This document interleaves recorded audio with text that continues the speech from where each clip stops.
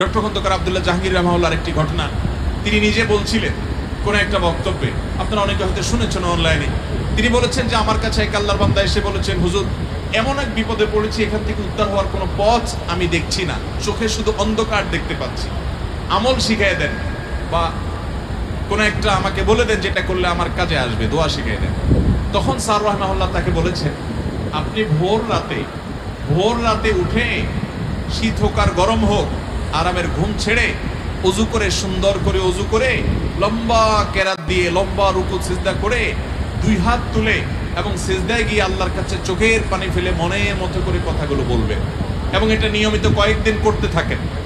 তিনি আমলটা করেছেন। স্যার রাহমাহুল্লাহ বলেছেন, কয়েকদিন পরে লোকটা আমার কাছে আসলো, এসে বলছে যে ভাই, আমার নিজের কাছেই অবিশ্বাস্য মনে হচ্ছে যে আল্লাহ তাআলা আমাকে এইভাবে উদ্ধার করবেন, আমি কল্পনাও করি নাই, আমার সমস্যাটার সমাধান হয়ে গেছে। ভাইরা আমার, আপনি যদি পৃথিবীতে আপনার দুঃখের কথাটা বলার মতো কোনো মানুষ না পান, কারোর কাছে বলার পর ভরসা না পান, আপনার যদি দেয়ালে পিঠ থেকে যায়, তো মনে রাখবেন ভোর রাতের তাহাজ্জুদ হলো আল্লাহর জমিনে আপনার জন্য সবচেয়ে বড় অস্ত্র, সবচেয়ে বড় অস্ত্র। কোরআনে কারিমে আল্লাহ তাআলা এই নফল নামাজের নির্দেশ আমাদের নবীজিকে দিয়েছেন, ওয়া মিনাল লাইলি ফাতাহাজ্জাদ বিহি নাফিলাতাল লাক, রাতের কিছু অংশ নফল হিসাবে তুমি পড়ো।